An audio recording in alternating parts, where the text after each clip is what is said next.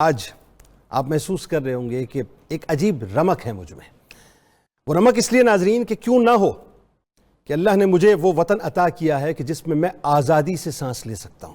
اس سے بڑھ کے نعمت کوئی اور ہو نہیں سکتی. آج ناظرین کرام چونکہ 27 رمضان المبارک ہے تو بات پاکستان کی ہوگی، میرے آپ کے پاکستان کی ہوگی، ہم سب کے پاکستان کی ہوگی. ناظرین کرام، قربانیوں کی یہ عظیم داستان کوئی افسانہ نہیں ہے، یہ پاکستان کی داستان ہے. یہ 20 لاکھ سے اوپر شہادتوں کی داستان ہے. یہ 1.25 کروڑ مسلمانوں کی ہجرتوں کی دل ہلا دینے والی داستان ہے کہ ایک طرف تو انتہا پسند ہندو یہ نعرہ لگا رہے تھے کہ جو مانگے گا پاکستان اس کو دیں گے قبرستان، اور وہاں مسلمان جذبہ ایمانی کے ساتھ پکار اٹھتے تھے کہ بٹ کے رہے گا ہندوستان، لے کے رہیں گے پاکستان. پاکستان کا مطلب کیا؟ لا الہ الا اللہ. پاکستان کا مطلب کیا؟ لا الہ الا اللہ. کہ یہ پاکستان کسی نے ناظرین ہمیں پلیٹ میں رکھ کر نہیں دیا ہے. مجھے کہنے دیجئے جملہ، یہ جو ٹویٹر پہ بیٹھ کے سوشل میڈیا پہ بیٹھ کے جو 5th جنریشن وار کے ہرکارے پاکستان کے خلاف کام کر رہے ہوتے ہیں اور بین الاقوامی ایجنٹس کے ٹول بنے ہوئے ہیں، ان کو سمجھ لینا چاہیے کہ پاکستان کسی نے پلیٹ میں ہمیں رکھ کے نہیں دیا. اس میں ہمارے شہیدوں کا مبارک خون شامل ہے. تب جا کر یہ پاکستان اللہ تعالیٰ نے ہمیں عطا فرمایا کہ ہجرتوں کی داستان وہ داستان ناظرین جس کو پڑھ کر کلیجہ خدا کی قسم منہ کو آتا ہے. میں تھوڑا بہت، چونکہ میں ظاہر اپنے آپ کو تاریخ کا طالب علم سمجھتا ہوں، تو آئیے ذرا آپ کو لیے چلتا ہوں تاریخ کے جھروکوں میں. آپ کو اندازہ ہوگا کہ پاکستان ایسے نہیں مل گیا صاحب کہ صرف مشرقی پنجاب کی ریاستوں سے 52 لاکھ مہاجرین پاکستان آئے، اور جس طرح سے حکومت کی فوج اور ہندوؤں اور سکھوں نے اپنی بندوقوں، اپنی رائفلوں، اپنی برین گنوں، اپنی سٹین گنوں، اپنے بموں، اپنے توپوں، اپنے نیزوں، اپنی برچھیوں، اپنی تلواروں، اپنی کلہاڑیوں سے، اپنے کرپانوں سے اور دیگر ہتھیاروں سے لاکھوں مسلمانوں کی نسل کشی کی، وہ تاریخ کی ایک انتہائی بھیانک ترین داستان ہے ناظرین. کہ نبی کریم صلی اللہ علیہ وآلہ وسلم کی شان میں اس زمانے میں توہین کی جاتی تھی. مسلمانوں کو زبردستی پکڑ پکڑ کر ہندو اور سکھ بنایا جاتا تھا. مساجد میں سور اور جانور چھوڑے جاتے تھے. قرآن پاک کے اوراق میں سودا لپیٹ لپیٹ کر دیا جاتا تھا. ناظرین یہ عالم تھا. حدود اللہ کو تو بھول جائیے نا صاحب، کہ حدود اللہ کی پاسداری تو چھوڑیے صاحب کہ کس انداز سے توہین کی جاتی تھی شاعر اللہ کی. مسلمان مردوں، عورتوں اور بچوں کو مکمل طور پہ نظر آتش کر دیا جاتا تھا.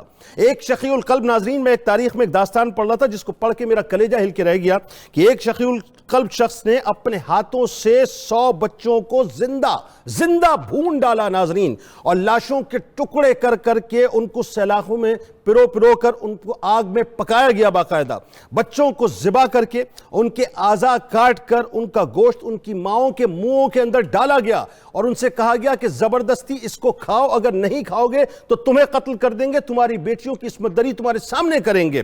والدین کو ان کی اولادوں کا خون پینے پر مجبور کیا گیا. یعنی میں یہاں تک پڑھ رہا تھا ناظرین کہ بچوں کے گلوں کو، معصوم بچوں کے گلوں کو کاٹ کر ان کو اوندھا کر دیا جاتا تھا.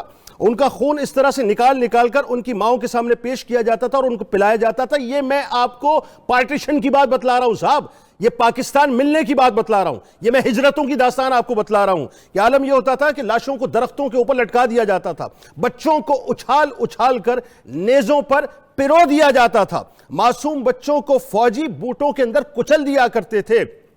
کم سن کلیوں کی نازک ٹانگوں کو پکڑ کر ان کو چیر کر 2 ٹکڑے ان کو کر دیا کرتے تھے. عالم یہ ہوتا تھا کہ ان کی ٹانگوں پر ٹانگ رکھ کر، یعنی بوٹ رکھ کر ان کو ہاتھوں سے باقاعدہ چیر دیا جاتا تھا اور 2 ٹکڑے کر دیا جاتا تھا.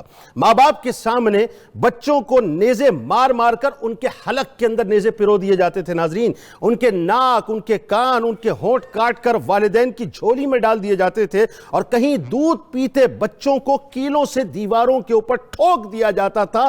یہ ہجرتوں کی قربانیاں ہیں. اس طرح میرا آپ کا پاکستان بنا ہے صاحب. کسی نے ہمیں over the cup of T نہیں دیا. یعنی سب سے برا حال تو مسلمان عورتوں کا تھا کہ کئی لڑکیاں ان کو ان کے والدین، ان کے بھائیوں کے سامنے ان کی عصمت دری کر دی جاتی تھی. اس کی حفاظت کوئی کرنے والا نہیں تھا، اور ان کو یہ کہہ دیا جاتا تھا کہ یا تو اپنی عصمتوں کو بچاؤ یا قتل ہو جاؤ. یعنی یہاں تک ہوتا تھا کہ ماں باپ پکار کے کہتے تھے کہ اگر ہماری آواز سنو اور نعرہ تکبیر کی صداؤں کو سنو تو ہمارے پاس آ جانا، ورنہ دریا میں کود کر جان دے دینا. اپنی عصمت کو بچانے کے لیے یہ ہجرتوں کی داستان ہے ناظرین کہ والدین اور بھائیوں کے سامنے جوان بچیوں کو برہنہ کر کر ان کو رقص کروایا جاتا تھا، مسلمان عورتوں کے برہنہ جلوس نکالے جاتے تھے، سر عام عورتوں کی عزتوں کا جنازہ نکالا جاتا تھا، بوڑھوں کے ہاتھ پیر کاٹ کر ان کے سامنے یعنی ان کو جو ہے بالکل ایڑیاں رگڑنے پر مجبور کر دیا جاتا تھا، مرنے کے لیے چھوڑ دیا جاتا تھا، اور جو مسلمان جان بچا کر کیمپوں میں پہنچ جاتے تھے کئی دن تک ان کو کھانا پینا نہیں ملتا تھا، ان کو غلاظت دی جاتی تھی، ان کو کانچ پیس کے کھلائے جاتے تھے، کئی مسلمانوں کو زہر کا پانی پینے پر مجبور کیا گیا اور موت کے گھاٹ اتار دیا گیا۔ اور وہ اسپیشل ٹرین ناظرین جس کا انتظار یہاں لاہور پہ، میں اسی لاہور سے ٹرانسمیشن کر رہا ہوں، اسی لاہور میں جب ان اسپیشل ٹرینوں کا ناظرین انتظار رہتا تھا تو امرتسر سے ٹرینیں چلتی تھی، آپ کو پتہ ہے اس میں انسانوں کو ٹھونس کے ڈالا جاتا تھا، جو اس کے اوپر لوگ سوار ہوتے تھے کئی تو سفر کے دوران گر کے مر جاتے تھے، اور عالم یہ ہوتا تھا کہ جس وقت وہ ٹرینیں لاہور پہنچتی تھیں